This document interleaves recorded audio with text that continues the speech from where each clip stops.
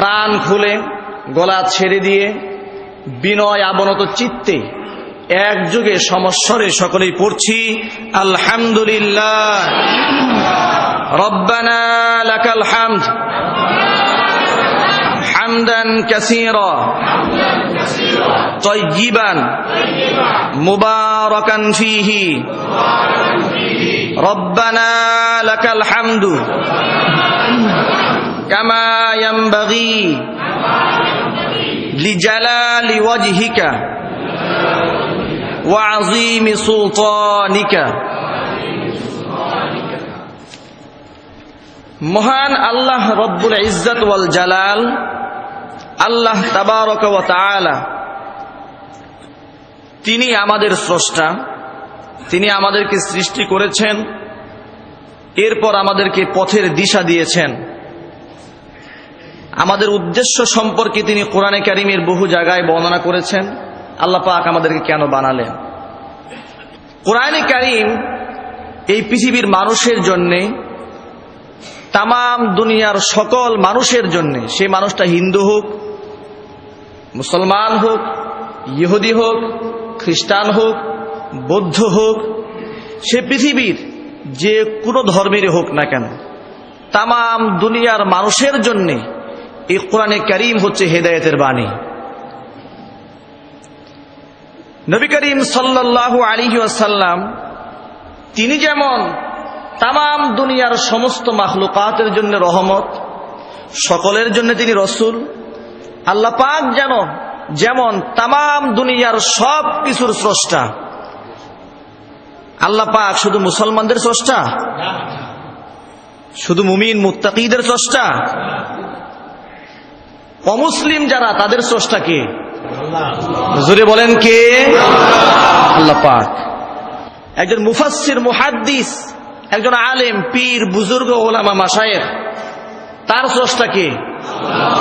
একজন মদখোর, জেনাকার, ফাসিক, ফুজ্জার, পাপাচার, বেনামাজি, তার স্রষ্টা কে? সকলের স্রষ্টা যেহেতু আল্লাহ পাক, অতএব আল্লাহর বাণী শুধু মুমিনদের জন্য হবে না সকলের জন্য হবে? জোরে বলেন কার জন্য হবে? সকলের জন্য হবে। রসুল, আল্লাহ পাক যেমন সকলের স্রষ্টা, আমাদের রসুলকেও আল্লাহ পাক সকলের জন্য রহমত বানিয়েছেন। বলেন সুবহানাল্লাহ। কোরআনে কারীমে আল্লাহ পাক বলেছেন, ওয়ামা আরসালনাকা ইল্লা রাহমাতাল লিল আলামিন। আল্লাহ পাক বলতে পারতেন ওয়ামা আরসালনাকা ইল্লা রাহমাতাল লিল মুমিনিন, রাহমাতাল লিল হাজিন, রাহমাতাল লিল মুসাল্লিন। আমি শুধু নামাজীদের জন্য, হাজিদের জন্য, বুজুর্গদের জন্য আপনাকে রহমত বানালাম, এমনটি আল্লাহ পাক বলেন নাই।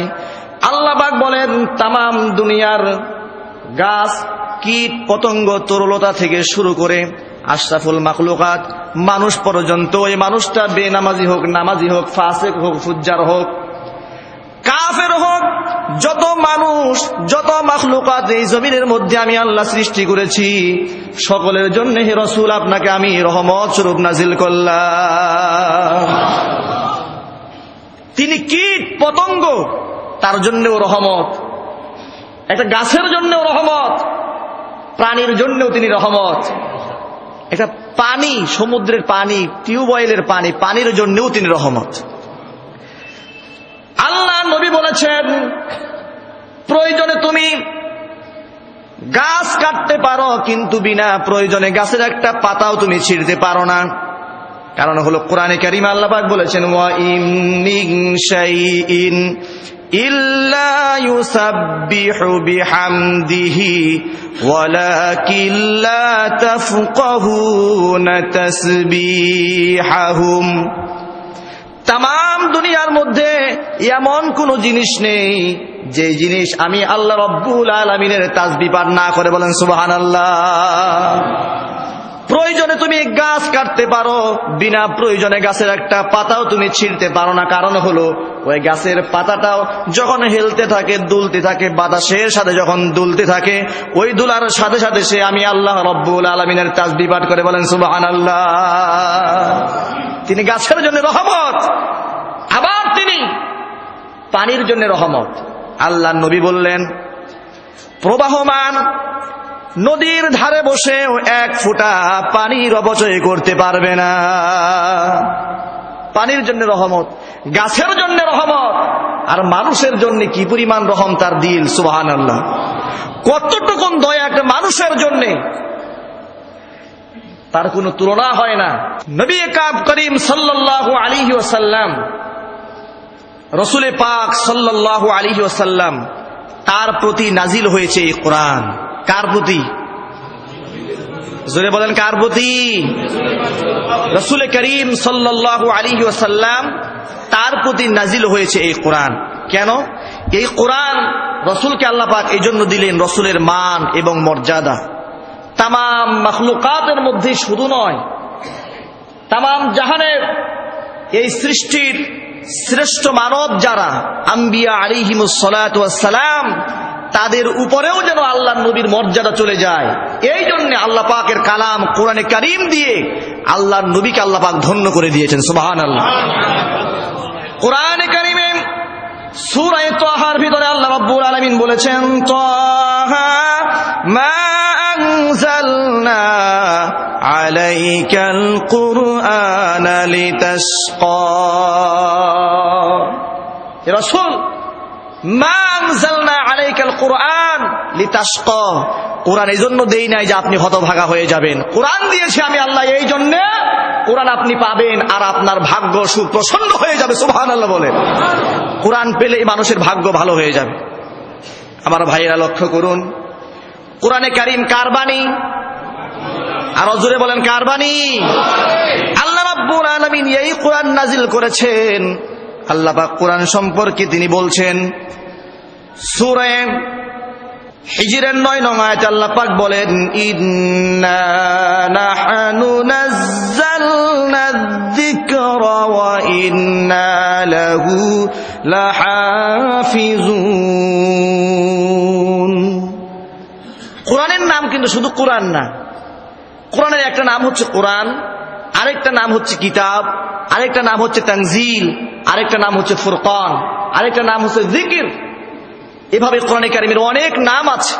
আল্লাহ পাক কোরআনে কারীমের এই ক্ষেত্রে এই আয়াতের মধ্যে কোরআনে কারীমকে আল্লাহ পাক জিকির বলেছেন। কি বলেছেন? জিকির বলেছেন। তাহলে বোঝা যাচ্ছে কোরআনে কারীম হচ্ছে জিকির। যেমন আল্লাহ নবী বলেছেন, আফজালুয যিকরি তিলাওয়াতুল কোরআন, পৃথিবীর শ্রেষ্ঠ জিকির হচ্ছে কোরআন শরীফ তেলাওয়াত করা, সুবহানাল্লাহ। আফজালুয যিকরি তিলাওয়াতুল কোরআন। এখন আল্লাহ পাক বলছেন, ইন্না, অবশ্যই। ইন্না মানে অবশ্যই আমরা। আল্লাহ পাক নিজের শানে বরত্বের ক্ষেত্রে বহু বচন ব্যবহার করছেন। এর অর্থ এই নয় যে আল্লাহ অনেকজন। আল্লাহ কয়জন? আরো জোরে বলেন, কয়জন? এতে আমাদের কোনো সন্দেহ আছে? জোরে বলেন, আছে? রহমত দেওয়ার জন্য আল্লাহ পাক একক না হয়ে ভিন্ন কোনো শরীক দরকার আছে না নাই? দরকার আছে? একজন বলে আছে। অনেকেই মনে করেন যে আল্লাহ পাক একা রহমত দিয়ে সারতে পারবে না, ফসলের বরকতের জন্য আরো কিছু দেব-দেবীর বরকত দরকার। নাউজুবিল্লাহ বলে। আছে, এই শ্রেণীর মানুষ সমাজে আছে না নাই? এই আকীদায় বিশ্বাসী মানুষ সমাজে আছে না নাই? তাদের ভিতরে ঈমান আছে? জুড়ে বলেন, ঈমান আছে? ঈমান নাই।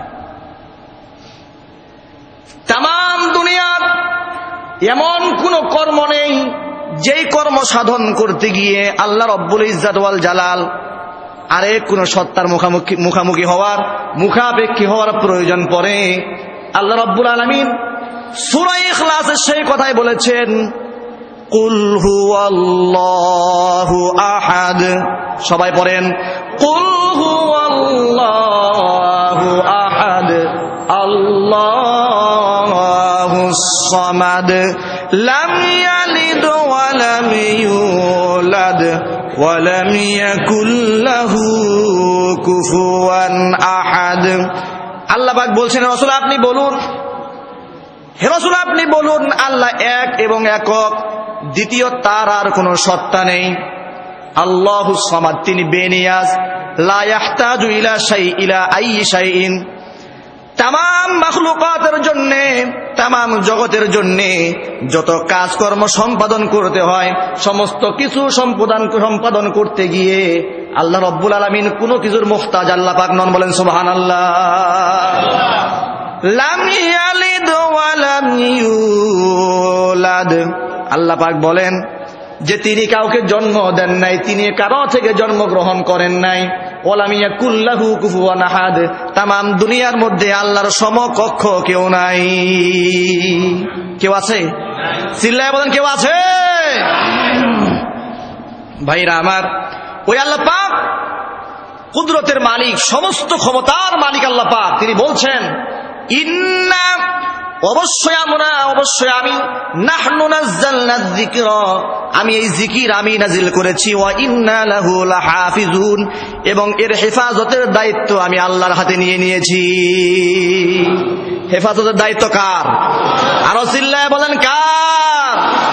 আল্লাহ পাক যদি হেফাজতের দায়িত্ব নিয়ে নেন, তামাম দুনিয়ার কাফের বেঈমান নামধারী মুসলমান যদি দুনিয়ার জমিন থেকে কোরআনে কারীমের আলো মিটিয়ে দিতে চায়, তাহলে আল্লাহর মিশন সফল হবে নাকি ফাসিকদের মিশন সফল হবে? কারটা সফল হবে? আরো জোরে বলেন কারটা?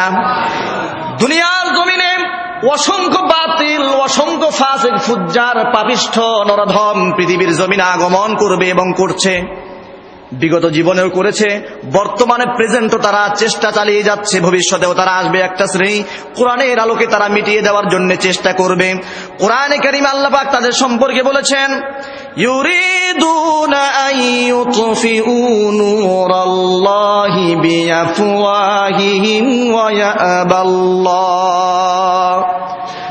ইয়াবাল্লাহু ইল্লা আন ইউতিম্মা নূরাহু ওয়ালাউ কারিহাল কাফিরুন।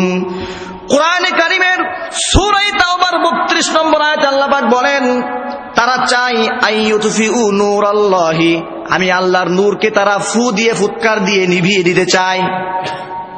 তারা কারা? অমুসলিমরা, ইহুদিরা, খ্রিস্টানরা। তারা চায় যে আমি আল্লাহর নূরকে তারা মিটিয়ে দিবে, নিভিয়ে দিবে। কিন্তু ওয়ায়াবাল্লাহু ইল্লা আইয়ুতিম্মা নূরাহু, আল্লাহ পাক বলেন তাদের মিশনকে আমি স্বীকৃতি দেই না।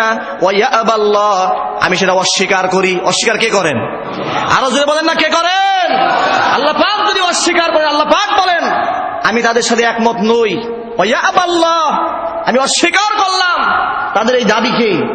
বরং ইল্লা আইয়ুতিম্মা নূরাহ, আমার স্বীকৃতি হচ্ছে, আমার চ্যালেঞ্জ হচ্ছে আমি আমার নূরকে পূর্ণতায় পৌঁছাইয়া দেব। সুবহানাল্লাহ বলেন।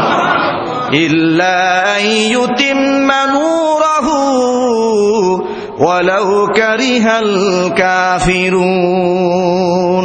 এতে করে কাফের, বেঈমান, তাদের গায়ে জ্বলন ক্রিয়া যতই শুরু হয়ে যাক, এদের যত খারাপ লাগুক, এরা যত অপছন্দই করুক, আমার এই কাজটি আমি মিশন চালিয়ে যাব। সুবহানাল্লাহ। এই কোরআন নাজিল করেছেন কে? আল্লাহ পাক বলেন কোরআন নাজিল করেছি আমি, হেফাজতের দায়িত্ব আমি আল্লাহর হাতে নিয়ে নিয়েছি। পূর্ববর্তী আসমানি কিতাবগুলো নাজিল করেছিলেন কে? তাওরাত নাজিল করেছিলেন কে? জাবুর নাজিল করেছিলেন কে? ইনজিল নাজিল করেছিলেন কে? কিন্তু তা কি হুবহু সংরক্ষিত দুনিয়াতে আছে না নাই? নাই, সংরক্ষিত নাই। কেন? কারণ হচ্ছে কোরআনে কারীমে আল্লাহ পাক নিজে বলছেন যে তারা কোরআন শরীফ, তারা তাদের কিতাবগুলো চেঞ্জ করে ফেলেছে।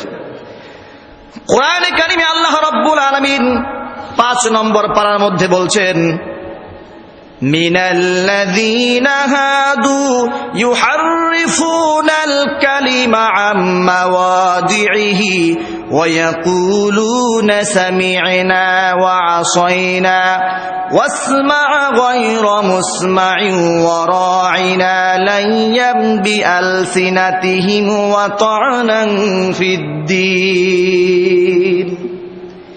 ইহুদিদের মধ্য থেকে একদল লোক আছে ইউহাররিফুনাল কালিমা আম মাওয়াদিহি, স্থান থেকে কালিমাকে অন্য জায়গায় সরিয়ে দেয়। এই কথা কে বলছেন? আরো জোরে বলেন না কে বলছেন? আল্লাহ পাক বলছেন তারা কালিমাকে সরিয়ে দেয় এবং তারা বলে মুহাম্মদ যা বলে এগুলো শুনছি তো, শুনলাম, মানলাম না। নাউজুবিল্লাহ বলেন। এখন আমরা যারা বসে আছি শুনবো আর বলবো মানলাম না, নাকি? এমন দলের কেউ তো নাই এখানে। আমরা বলবো শুনলাম, 100% মেনে নিলাম। সুবহানাল্লাহ বলেন। যেই ব্যক্তি এই কথা, এই প্রতিজ্ঞা যেই ব্যক্তি করতে পারে, শুনলাম আর মানলাম, তার কপালটাই খুলে যাবে, বলেন সুবহানাল্লাহ। কোরআনে কারীম আল্লাহ রাব্বুল আলামিন সংরক্ষণ করার জন্য কত সুন্দর পদ্ধতি অবলম্বন করলেন। আল্লাহ রাব্বুল আলামিন যদি ইচ্ছে করতেন কোরআনে কারীমকে শুধুমাত্র কাগজের মধ্যে সংরক্ষণ করতে পারতেন, কাগজের মধ্যে লিপিবদ্ধ করতে পারতেন, যেই সিস্টেমটা নাকি তাওরাত আর ইনজিলের ক্ষেত্রে হয়েছিল, জাবুরের ক্ষেত্রে হয়েছিল। ওই জামানার লোকেরা কিতাবগুলো মুখস্থ করার সাধ্য তাদের ছিল না, কিন্তু আল্লাহ রাব্বুল ইজ্জত ওয়াল জালাল কোরআনে কারীম হেফাজতের জন্য তাম দুনিয়ার মানুষের মধ্য থেকে বেশ কিছু মানুষদেরকে, বেশ কিছু মানুষের হৃদয়কে, সিনাকে আল্লাহ পাক নির্বাচন করেছেন কোরআনে কারীমের হেফাজত করার জন্য। এমন একটি মাধ্যম অবলম্বন করলেন, শুধু কিতাবের মধ্যে সীমাবদ্ধ করলেন না, কাগজের পাতায় লিখে শেষ করে দিলেন না। তার কারণ হলো কাগজের মধ্যে লিখলেন, 20 বছর পর, 30 বছর পর কাগজগুলো নষ্ট হয়ে যাবে, কিতাবগুলো ছিঁড়ে যাবে। আবার যদি পাথরের মধ্যে খোদাই করে লিখতেন, একদিন না একদিন ঘষায় ঘষায় পাথরগুলো শেষ হয়ে যাওয়ার সম্ভাবনা ছিল কিনা জুড়ে বলেন। কিন্তু আল্লাহ রাব্বুল আলামিন আবার এমনও কাজ হতে পারত, তাম দুনিয়ার ইহুদি আর খ্রিস্টান সম্প্রদায় যারা কোরআনে কারীমকে ব্যান করে দিতে চায়, আবার নামধারী কিছু মুসলমান যারা আলেম উলামা হাফেজ কোরআনদেরকে যারা মৌলবাদী বলে, জঙ্গিবাদ বলে, এমন শ্রেণীর সমাজে আছে না নাই? আর জমিন আছে না নাই? এই শ্রেণীর মানুষগুলি যেইভাবে আল্লাহ পাকের দ্বীনকে দুনিয়ার জমিন থেকে মিটিয়ে দেওয়ার জন্য চেষ্টা চালিয়ে যাচ্ছে, তারা হয়তো বা রাতের অন্ধকারে কোরআনে কারীমের কপিকে গোপনে চুরি করে নিয়ে আগুন দিয়ে জ্বালিয়ে দিত। হতে পারত যে পাথরের খণ্ডের মধ্যে লেখা আছে, পাথরের খণ্ডটা নিয়ে সমুদ্রের মধ্যে নিক্ষেপ করে ফেলে দিত, কিংবা ঘরের মধ্যে তাকিয়ার মধ্যে সাজিয়া যদি কেউ রাখতো, টাকা যেমন চুরি হয়ে যায়, টাকা যেইভাবে চুরি হয়ে যায়, এইভাবে আলমারি খুলে, সুকেসের ডয়ার খুলে কোরআনের কপিগুলো নিয়ে তারা ব্যান করে দিতে পারত। কিন্তু কোরআনে কারীম আল্লাহ পাক বলছেন হেফাজত করবো আমি আল্লাহ। আল্লাহ পাক যদি এই চ্যালেঞ্জ মোকাবেলা না করতেন নিজের পক্ষ থেকে, যেইভাবে আন্দোলন করে কোরআন শিক্ষাকে তারা ব্যান করে দেওয়ার ষড়যন্ত্র চালাচ্ছে, বহু বছর আগেই কোরআন দুনিয়া থেকে বিদায় হয়ে যেত। কথা ঠিক কিনা ভাইরা আমার? আল্লাহ রাব্বুল আলামিন বলেন, কোরআনে কারীম নাজিল করেছি আমি আল্লাহ রাব্বুল আলামিন, হেফাজতের দায়িত্ব আমি আল্লাহ নিজের হাতে নিয়ে নিয়েছি, বলেন সুবহানাল্লাহ। এই জন্য ভারতবর্ষে ইংরেজরা যখন তারা ব্যবসার নামে এসে রাষ্ট্র দখল করে নিয়ে নিল, 200 বছর রাজত্ব কায়েম করলো, এর মধ্যে 1 নম্বর মিশন ছিল মুসলমানদের মাদ্রাসাগুলো বন্ধ করে দিতে হবে, মুসলমানদের কোরআন শিক্ষা বন্ধ করে দিতে হবে। হাজার হাজার আলেম দ্বীনকে তারা জবাই করেছে, হাজার হাজার হাফেজ কোরআনকে তারা হত্যার জন্য তারা গলার মধ্যে ফাঁসির মঞ্চে চড়াই দিয়েছে। আপনার ইতিহাস পড়েন নাই ভাইরা আমার? এবং একদল লোককে তারা সেটেল করেছিল, নিযুক্ত করেছিল, তাদের দায়িত্ব ছিল শুধুমাত্র কোরআন শরীফের যে সমস্ত কপিগুলো ভারতবর্ষের লাইব্রেরিতে আছে, ওই কপিগুলো সংগ্রহ করে মেসের কাঠি দিয়ে জ্বালিয়ে দিবে। নাউজুবিল্লাহ বলেন। এইভাবে ভারতবর্ষের লাইব্রেরিগুলো থেকে তন্ন তন্ন করে খুঁজে কোরআন শরীফের যত নতুন নতুন কপি আসতো, সমস্ত কপিগুলো তারা জ্বালাই দিতে শুরু করলো। অনেকে আবার আলেম ওলামাদের সোহবতে এসে কোরআনে কারীমের ইজাজ দেখে, এর অলৌকিকতা দেখে অনেকেই কালিমা পড়ে মুসলমান হয়ে গেল। এক ইংরেজ সে মুসলমান হয়েছে, চোখের সামনে যখন আরেকজন ইংরেজের সাথে দেখা হলো, বলল, ভাই তোমার কি ডিউটি? সে বলছে, আমার ডিউটি হচ্ছে ভারতবর্ষের লাইব্রেরিতে যাওয়া, কোরআন শরীফের কপি সংগ্রহ করা, আগুন দিয়ে জ্বালিয়ে দেওয়া, এটা হচ্ছে আমার 1 নম্বর ডিউটি, আর কোনো কাজ নাই। ওই ব্যক্তি বলছে, ভাই আপনাকে একটা কথা বলি। বলেন, কি কথা বলবেন বলেন। যে আপনি তো এমন কোরআনে কারীম জ্বালিয়ে দিচ্ছেন, এমন কোরআন শরীফ জ্বালিয়ে দিচ্ছেন যার হাতও নাই পাও নাই, এমন বুবা, এমন বধির কোরআন শরীফ জ্বালায় আপনার কি লাভ আছে আপনিই বলুন। ভারতবর্ষে এমন অসংখ্য কোরআনে কারীমের কপি আছে, হাজার হাজার কোরআন শরীফের কপি আছে, যে কপির হাতও আছে পাও আছে, দুনিয়ার মধ্যে চলতেও পারে, ওই কোরআন কথাও বলতে পারে, বলেন সুবহানাল্লাহ। ইংরেজ অবাক হয়ে গেছে, বলে কি কোরআন শরীফ কথা বলতে পারে, হাঁটতে পারে, চলতে পারে, এটা আপনি কি বলেন? বলছে হ্যাঁ, আপনি কি দেখতে চান? বলছে হ্যাঁ, আমি অবশ্যই দেখতে চাই। তাহলে চলেন আপনি আমার সাথে দিল্লির শাহী জুমা মসজিদ, সেখানে একটা হেফজখানা এখনো আছে। জুমা মসজিদের নিচে হেফজখানায় গিয়ে তিনি বলছেন, হাফেজ সাহেব, হুজুর আপনি একটি কাজ করেন, আপনার মাদ্রাসার সর্বকনিষ্ঠ হাফেজ কোরআন যে ছেলেটা, তাকে একটু পাঠিয়ে দিন। তাকেই পাঠিয়ে দেওয়া হলো। 30 পারা কোরআনের হাফেজ, 8 বছর বয়স। তারপরেও আমরা কেউ সুবহানাল্লাহ বলবো না। আরো চিল্লায় বলেন না সুবহানাল্লাহ। এটা একমাত্র আল্লাহর রহমত ছাড়া কি সম্ভব? জোরে বলেন সম্ভব। কোরআনে কারীমে আল্লাহ রাব্বুল আলামিন বলেছেন, ওয়ালাকাদ ইয়াসসারনাল কুরআনা লিযযিকরি ফাহাল মিন মুদ্দাকির। কোরআনে কারীমকে আমি সহজ করে দিলাম, সাবলীল করে দিলাম, গ্রহণ করার জন্য, মুখস্থ করার জন্য, বুঝার জন্য সহজ করেছেন কে? আরো জোরে বলেন কে?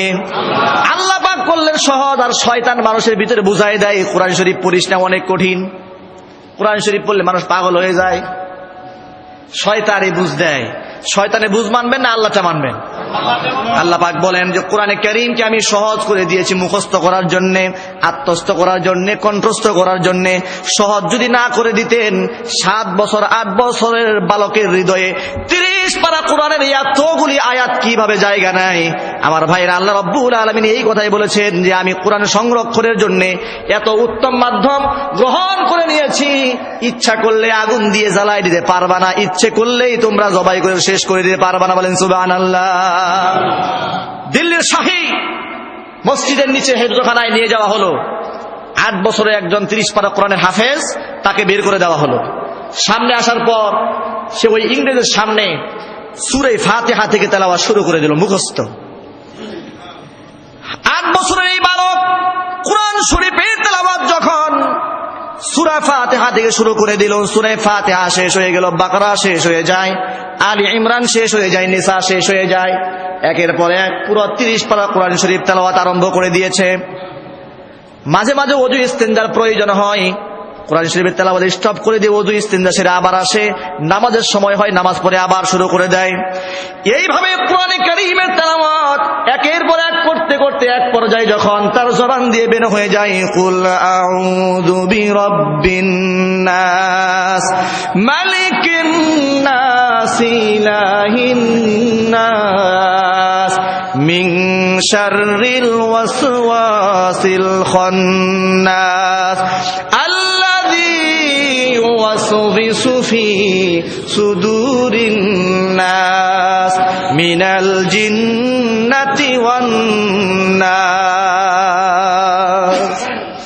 এইভাবে 30 পারা কোরআন যখন কমপ্লিট করে ফেললো, তাকিয়ে দেখা গেল ওই যে ইংরেজ কোরআন জানিয়ে দেওয়ার জন্য এসেছিল, তার চোখ থেকে বেয়ে বেয়ে পানির ফোঁটাগুলি পড়তেছে।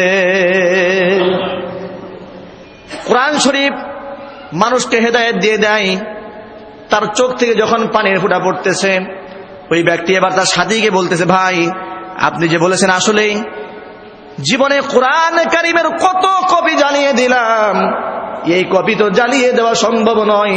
আমি বুঝতে পেরেছি আমি যেই বিভ্রান্ত ধারণা নিয়ে, কুফরি মতবাদ নিয়ে, হৃদয়ের মধ্যে কুফরি ধারণা নিয়ে কোরআন শরীফ জ্বালিয়েছি, আল্লাহর কাছে আমার মাপ চাওয়া উচিত।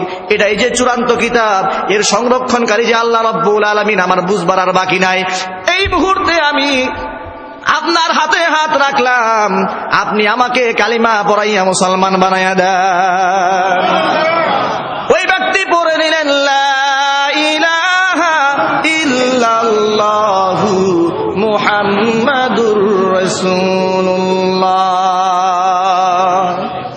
ভাইরা আমার, ওই ব্যক্তি কালিমা পড়ে মুসলমান হলেন, আর সাথীকে বলতেছেন, ভাই তুমি শোনো, যেই মুসলমানদের কিতাবকে আগুন দিয়ে জ্বালিয়ে দেওয়ার জন্য ভারতবর্ষে আমার গার্জিয়ানরা আমাকে পাঠিয়েছিল,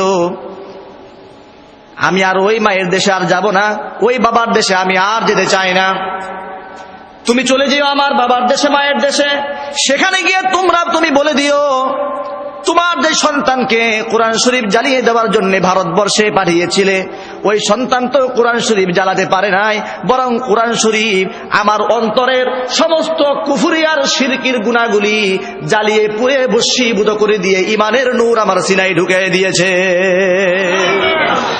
ইন্না নাহনু নাযালনা যিকরা ওয়া ইন্না লাহু লাহাফিজুন।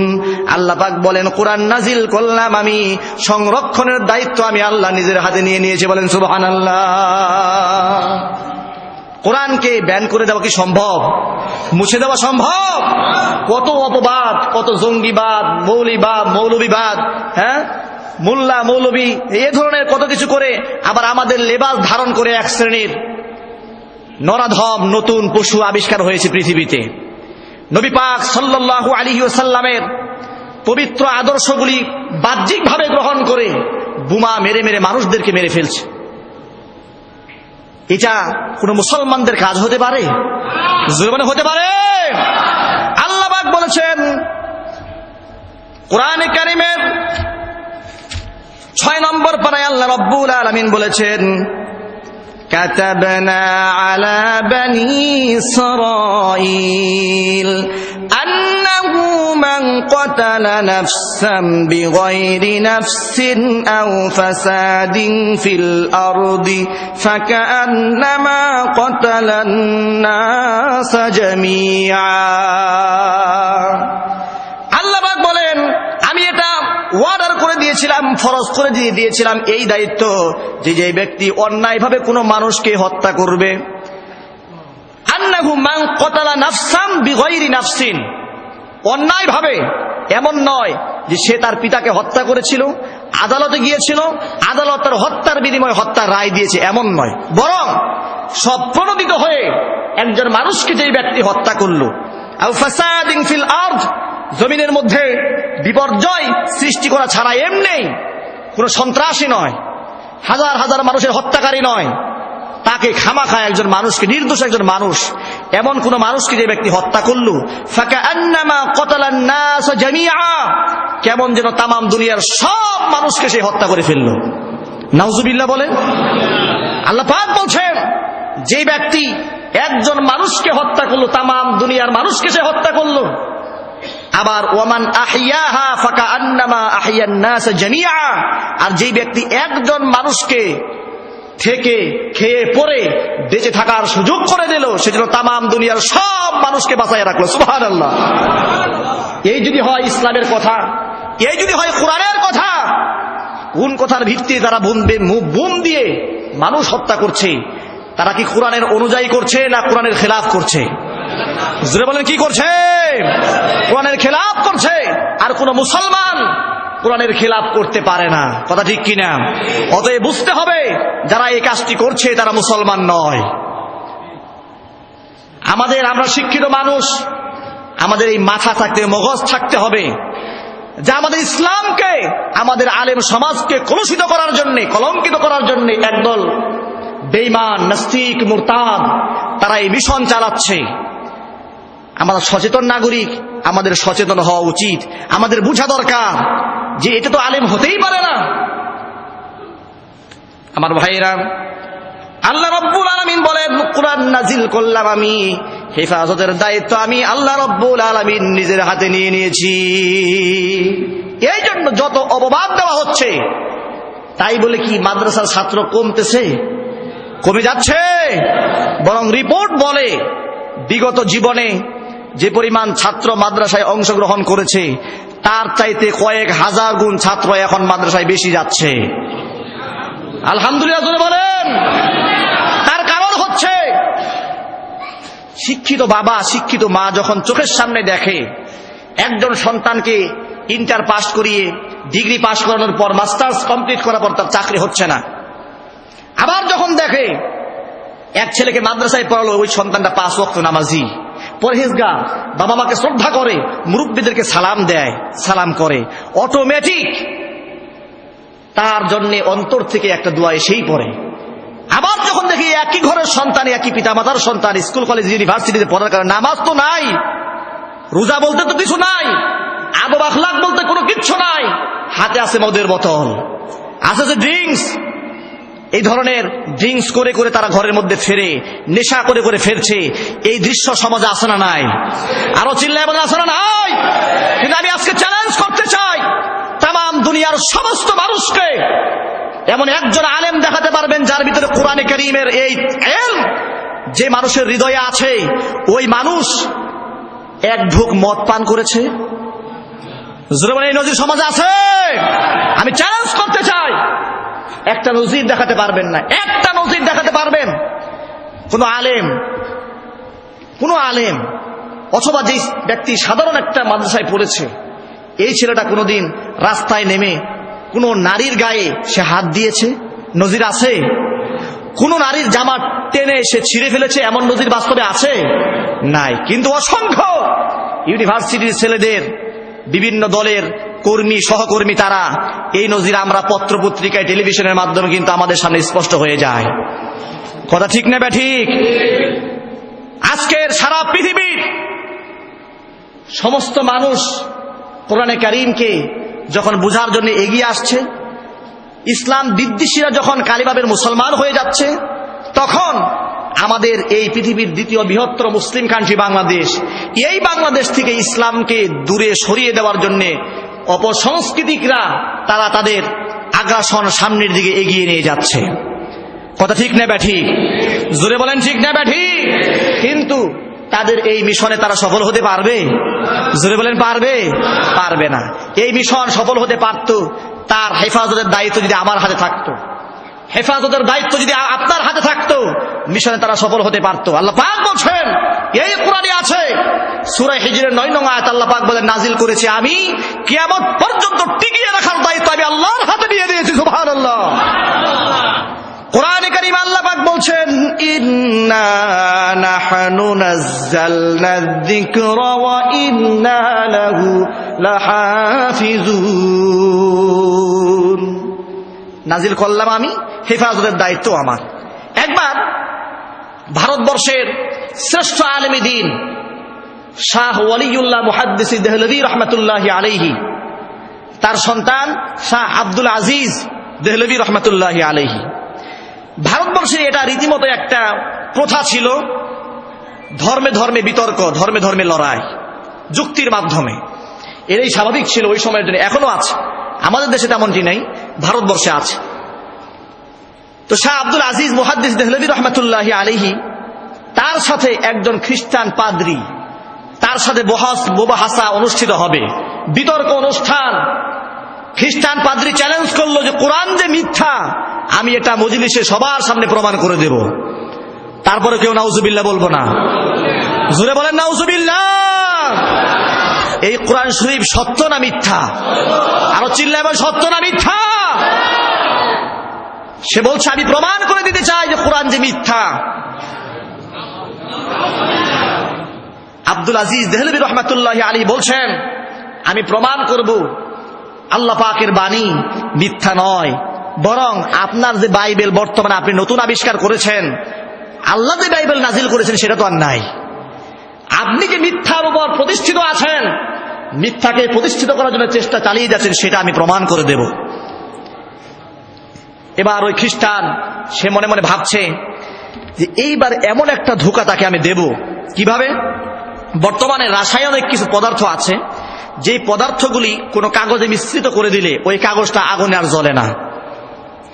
সাধারণভাবে বুঝেন, সিগারেটের ভিতরে একটা কাগজ দেখে না চিকচিক করে, এই কাগজটা স্বাভাবিকভাবে আগুনে জ্বলতে চায় না, এটা স্বাভাবিক। তো এইভাবে প্রসেসিং করে কোনো কাগজের মধ্যে যদি বাইবেল ছাপিয়ে দেওয়া হয়, স্বাভাবিকভাবে তো আগুনে পুড়বে না। এইভাবে সে বাইবেলের একটা কপি বানিয়ে মজলিসে উপস্থিত। কি পরিমাণ পণ্ডিত, খেয়াল করেন কি পরিমাণ বুদ্ধি। আসলে বুদ্ধির ঠেলায় যে মাথার মধ্যে শয়তান এমন ভাবে ঢুকছে, বুদ্ধির ঠেলায় যে বুদ্ধি সব শেষ হয়ে গেছে, এটার বুঝে নাই। সুবহানাল্লাহ। সে চলে এসেছে মজলিসে, আসার পর বলছে যে আপনার সাথে আর কি বিতর্ক করব, প্রথমে আমাদের যে আসল মিশন সেটা শুরু হয়ে যাক। হাজার হাজার দর্শক সামনে প্রেজেন্ট উপস্থিত। সে বলছে যে কোরআন শরীফের একটা কপি আপনার হাতে আছে, বাইবেলের একটা কপি আমার হাতে আছে। বাইবেলের কপিটা আমি আগুনে ফেলে দেব, আপনি কোরআন শরীফের কপিটা আগুনে ফেলে দেবেন। যার কপিটা আগুন গ্রাস করে নেবে, বুঝতে হবে সেটাই মিথ্যা, আর যেটা অক্ষত থাকবে বুঝতে হবে সেটাই সত্য। নাউজুবিল্লাহ বলেন। সে তো বাইবেলের কপি সিস্টেম করে নিয়ে আসছিল, কিন্তু আব্দুল আজিজ দেহলভী রহমতুল্লাহি আলাইহি, আল্লাহর ওলি, বুজুর্গ, অন্তরের দৃষ্টি খোলা। আল্লাহ পাক নবীকে 4টি দায়িত্ব দিয়েছিলেন। কয়টি? চোখের সামনে কোনো পর্দা থাকবে না। এখন শাহ আব্দুল আজিজ দেহলভী রহমতুল্লাহি আলাইহি সারা পৃথিবীর স্বীকৃত একজন বিখ্যাত বুজুর্গ, পৃথিবীর শ্রেষ্ঠ আলেম শাহ ওলিউল্লাহ মুহাদ্দিস দেহলভী রহমতুল্লাহি আলাইহির ছেলে। তিনি তো বুঝে ফেলেছেন যে উনি কোন চক্রান্ত করতেছেন, তো বুঝে ফেলছে। বুঝে ফেলার পর তিনি বলছেন যে পাদ্রী মহোদয়, আপনি যে সিস্টেমটা আজকে প্রকাশিত করতে চাচ্ছেন কোরআনকে অসত্য প্রমাণ করার জন্য, একটি কথা মনে রাখবেন যে কোরআন শরীফ যেটা আমার হাতে আছে কিংবা বাইবেল যেটা আপনার হাতে আছে, এই যে কোরআন শরীফের লিখনিগুলি, কোরআনের যে লেখাগুলো, এগুলো সব তো আরবি লেখা। কি লেখা? আরবি লেখা। যেমন এখানে অর্থ হচ্ছে ইন্না মানে আমরা, নাহনু মানে আমি, নাজ্জালনা মানে নাজিল করলাম, আর যিকর মানে জিকির, ও ইন্না নিশ্চয় আমরা, লাহু মানে তার জন্য, লাহাফিজুন মানে সংরক্ষণকারী। এগুলো তো আরবি শব্দ। কি শব্দ? আরবি শব্দ। এগুলো শুধুমাত্র হরফ, এগুলো শুধুমাত্র শব্দ, এগুলো কিন্তু আসল কোরআন নয়। এগুলো কি আসল কোরআন? এগুলো আসল কোরআন হলে আরবিতে যারা কথা বলে, ইয়া আইয়ুহান নাস, হে লোক সকল, আইয়ুহাল মুমিন, হে মুমিন, তাহলে সবই তো কোরআন শরীফ হয়ে যাবে। মৌলিক ভাবে এগুলো কোরআন নয়। কোরআন হচ্ছে এই সমস্ত শব্দ, এই সমস্ত বর্ণ, যে বর্ণগুলি একটা অর্থ ধারণ করে, যে অর্থগুলি ধরা যায় না, ছোঁয়া যায় না। অর্থ কি ধরা যায়? যেমন ইন্না আমরা, এই একটা অর্থ ধারণ করছে, ওই অর্থ হচ্ছে মূল কোরআন। ওই অর্থ কি? মূল কোরআন, যেটা থাকে মানুষের সিনার মধ্যে। অতএব বাইবেলের যে শব্দগুলি হিব্রু ভাষায় আছে, এটাও কিন্তু মূল বাইবেল না। বাইবেল হচ্ছে যেটা আপনার সিনার মধ্যে আছে, সেটা বাইবেল। অতএব মূল কোরআন আমার সিনার মধ্যে, আর মূল বাইবেল আপনার সিনার মধ্যে। কোরআন শরীফের কপি আর বাইবেলের কপি আগুনে ফেলার কোনো দরকার নাই, বরং কোরআন শরীফ বন্ধ, বাইবেলের কপি বন্ধ করেন, দুইজনে মিলে আগুনে ঝাঁপ দিব, দেখবো কে আগুনে পুড়ে যায়। আবার চিল্লায় বলেন সুবহানাল্লাহ। এ পুরাই লাভ কি? দুইজনে লাভ দিব। এখন আমিও ঝাঁপ দিব আগুনে, আপনিও ঝাঁপ দিবেন। সুবহানাল্লাহ বলেন সুবহানাল্লাহ। কত বড় ঈমান থাকলে এত বড় চ্যালেঞ্জ করতে পারে। তিনি চ্যালেঞ্জ কেন করেছিলেন? কারণ কোরআন হাদিসের মধ্যে একটা বাণী আছে।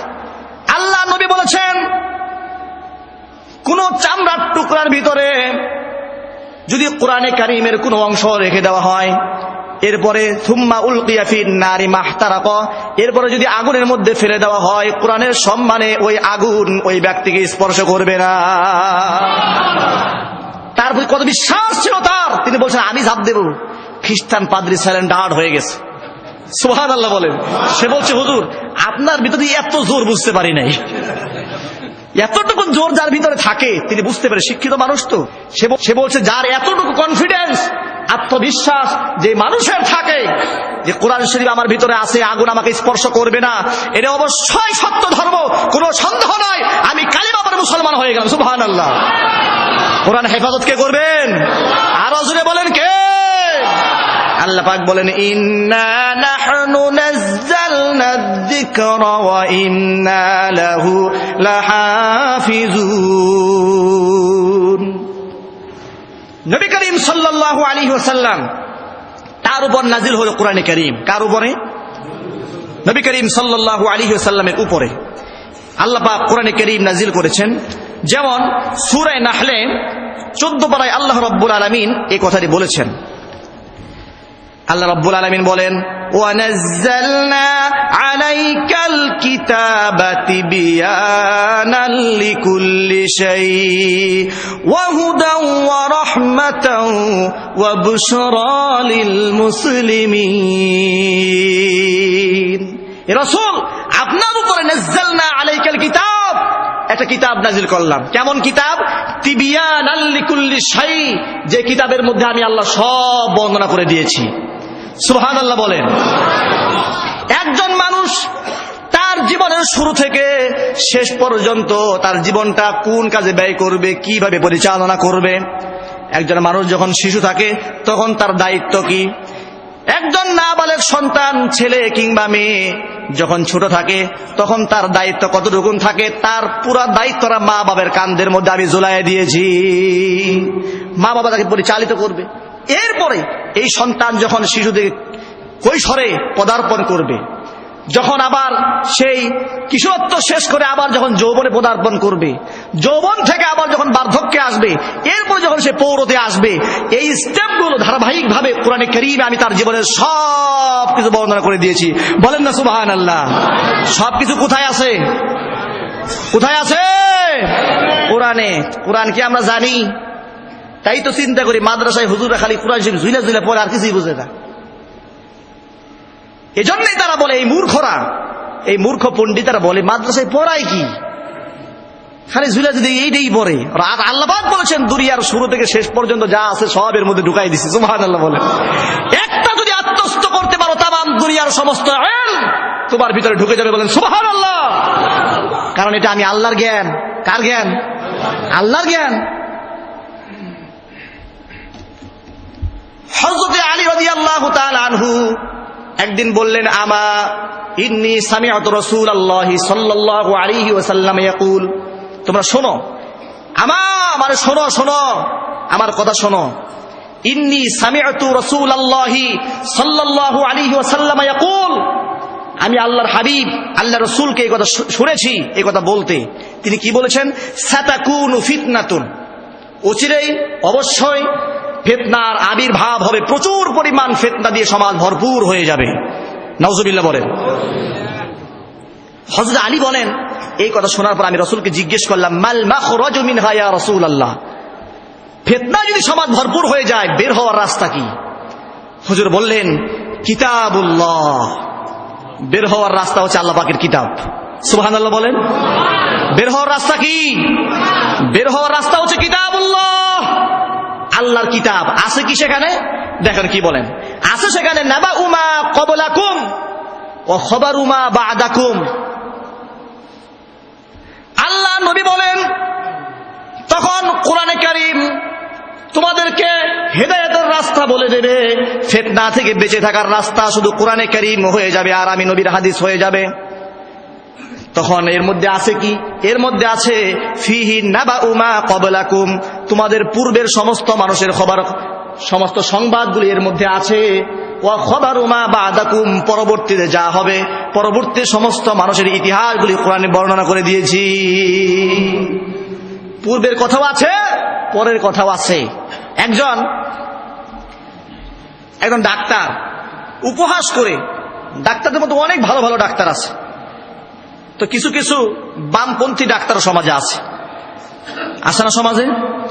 তো এই বামপন্থী মতবাদের এক ডাক্তার একজন আলেমকে বলছেন যে আপনারা তো কি এর জ্ঞান আপনাদের মধ্যে, খালি পরকালের ওয়াজ করেন, পরকালের ওয়াজ করেন, দুনিয়া বলতে কিছু বুঝেনই না আপনারা। তখন তিনি বললেন, দেখেন ডাক্তার সাহেব, আমার জ্ঞানের দৌরত্ব কতটুকু সেটা আমি জানি না, তবে আপনার জ্ঞান কতটুকু সেটা আমি জানি। ডাক্তার বলতেছে, আমার জ্ঞান আপনি জানেন কিভাবে? আমি জানি আপনার জ্ঞানের দৌরত্ব হলো 3.5 হাত। কয় হাত? আপনার জ্ঞান 3.5 হাতের ভিতরে সীমাবদ্ধ, কিন্তু আল্লাহ পাক আমাকে এমন জ্ঞান দিয়েছেন যা কোনো গণ্ডির ভিতরে আবদ্ধ করে রাখা যায় না। তারপরেও কেউ সুবহানাল্লাহ বলবো না। এই কথাটা কি সত্য না অসত্য? বাস্তব না অবাস্তব? সে বলছে আপনার জ্ঞান তো 3.5 হাত জায়গার ভিতরে সীমাবদ্ধ। 3.5 হাতের পুরাপুরিও জানেন না আপনি। একজন নিয়ে গেছেন নাক, একজন নিয়ে গেছেন কান, একজন গলা, একজন নিয়ে গেছেন ঠ্যাং, একজন নিয়ে গেছেন পাকস্থলী, একজন নিয়ে গেছেন চোখ। কথা ঠিক না ব্যাঠিক? একজনের ছোট্ট ছোট্ট একটা অংশ নিয়ে ব্যস্ত আছেন। 3.5 হাত জ্ঞান তো অর্জন করতে পারেন না এখনো পর্যন্ত। 3.5 হাত জ্ঞান এখনো পর্যন্ত যে ব্যক্তি অর্জন করতে না পারে, কোরআনে কারীমের ইলম যে ব্যক্তির হৃদয়ে আছে, সিনার মধ্যে আছে, তাকে নিয়ে কটাক্ষ করার কোনো অনুমতি আল্লাহ পাক দেন নাই। সুবহানাল্লাহ বলেন। আল্লাহ রাব্বুল আলামিন বলেন, এই কোরআনে কারীম যেই ব্যক্তি সিনার মধ্যে চলে যাবে, যেই ব্যক্তি আলেম দ্বীন হয়ে যাবে, ওই ব্যক্তির সাথে অনালম অজ্ঞানী কোনদিন সমান হতে পারে না। কোরআনে কারীম আল্লাহ পাক সূরা জুমারের মধ্যে আল্লাহ পাক বলেছেন, قل هل يستوي الذين يعلمون والذين لا يعلمون إنما يتذكر أولو الألباب এ রাসূল আপনি বলুন হাল ইয়াস্তাবিল্লাযীনা ইয়ালামুন ওয়াল্লাযীনা লা ইয়ালামুন যে ব্যক্তি জানে যে ব্যক্তি জ্ঞানী আর যে ব্যক্তি জানে না তারা কোনদিন সমান হতে পারবে জোরে বলেন পারবে ইন্নামা ইয়াতাযাক্কারু উলুল আলবাব শুধুমাত্র জ্ঞানীরাই এই বিষয়টি ভাবে চিন্তা ভাবনা করে উপদেশ গ্রহণ করে শুধু জ্ঞানীরা আর অজ্ঞানী যারা মূর্খ যারা কোরআনের উপদেশ তারা গ্রহণ করে না কথা ঠিক না ঠিক এই কোরআন শোনার পর কোরআনের মর্যাদা শোনার পর এক শ্রেণীর মানুষ আসে তারা কি করে পৃষ্ঠ প্রদর্শন করে মুখ ঘুরিয়ে নেয় কোরআনের দিকে ফিরে আসে না এই জন্যে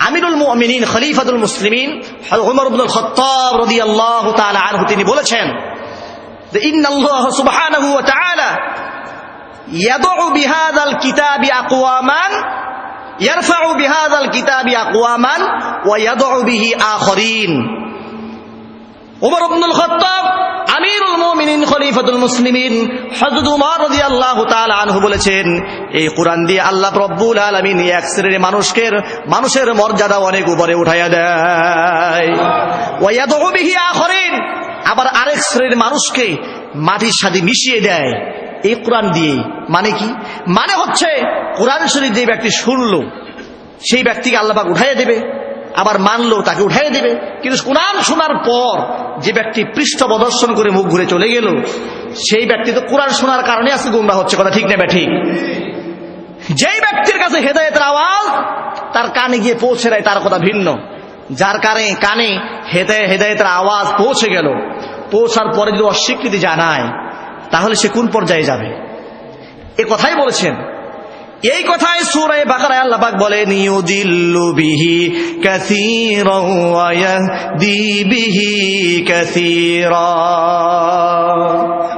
ওয়া মা ইউদিল্লু বিহি ইল্লাল ফাসিকিন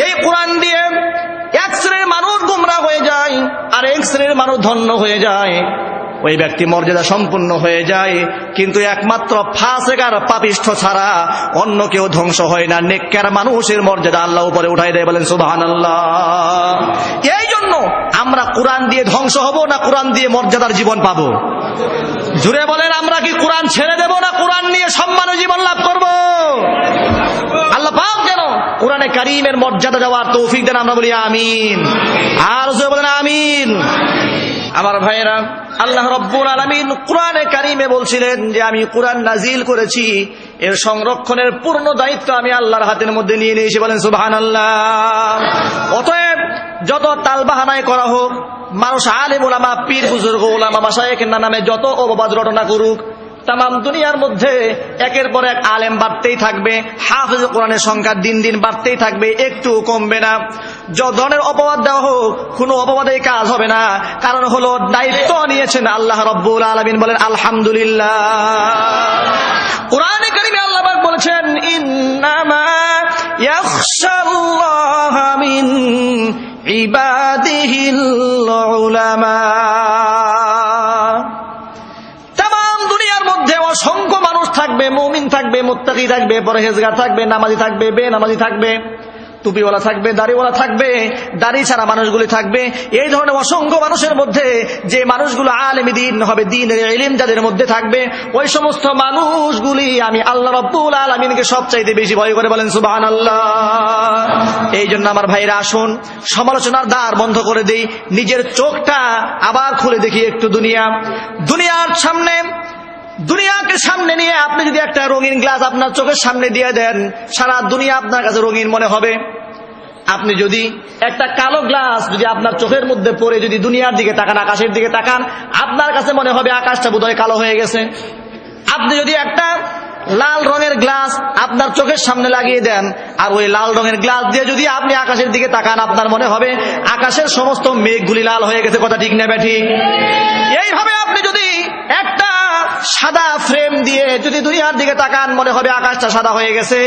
এই জন্য আসুন দুনিয়ার সমস্ত আয়নাগুলি চোখের সামনে থেকে আমরা বের করে ফেলি, অন্ধকার থেকে আলোর মধ্যে বের হয়ে আসি, সরাসরি আল্লাহ নবীর হাদিসের দিকে, আল্লাহ পাক রব্বুল আলামিনের কোরআনের দিকে তাকিয়ে দেখি।